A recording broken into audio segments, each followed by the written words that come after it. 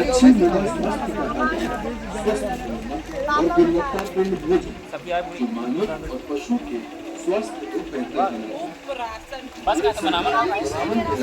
मृदा स्वास्थ्य योजना शुरू की।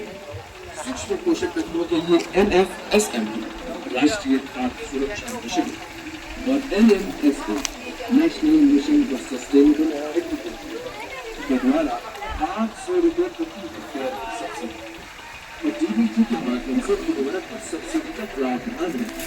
इन योजनाओं का लाभ उठाने के लिए निकटतम कृषि अधिकारी या मृदा स्वास्थ्य कार्ड प्राप्त करने के लिए निकटतम मृदा परीक्षण प्रयोगशाला से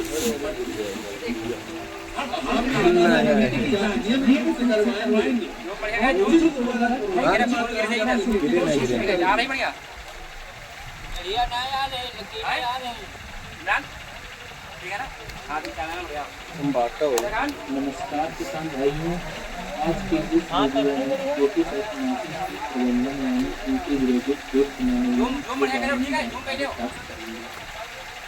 क्या है एकीकृत कीट प्रबंधन।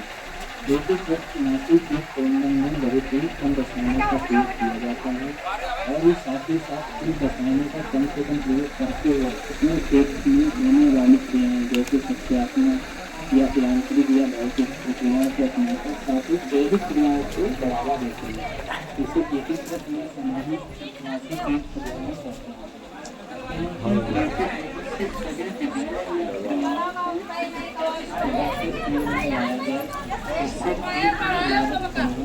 और उत्पादन जिससे खेती के प्रति विकसित हो।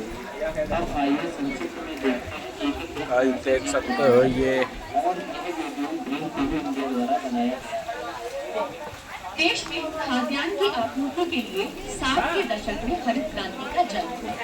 अनाजों की कई तरह की विदेशी प्रजातियां आयात की गईं, साथ ही साथ आयात किए गए रासायनिक खाद, जिसकी वजह से प्राकृतिक खेती धीरे धीरे घटती चली गई और रासायनिक खादों का इस्तेमाल बढ़ता चला गया।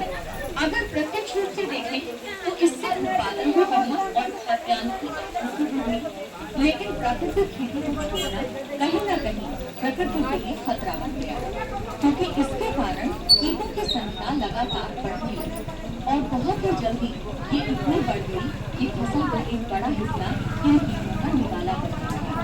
तब इनसे निपटने के लिए कीटनाशकों का इस्तेमाल शुरू हुआ, लेकिन कीटों की प्रकृति जो है वो लगातार डेवलप होती गई। अगर सरल भाषा में कहें तो अब इन कीटों पर दवाओं का बंद होने लगा और ये ज्यादा तेजी से बढ़ने लगे। नतीजा, एक तरफ तो कृषि लागत आसमान छूने लगी, दूसरी तरफ अंतरराष्ट्रीय बाजार में भी ज्यादा रसायनों के चलते हमारे कृषि उत्पाद ठुकराए जाने लगे।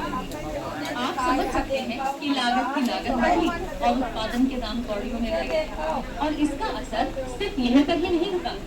इसके कारण भोजन विषैला हो गया, सो अलग मिट्टी दूषित हो गई, जल दूषित हो गया, हवाओं में जहर घुलने लगा, यानी आर्थिक, सामाजिक और प्राकृतिक व्यवस्था पूरी तरह से चरमरा गई।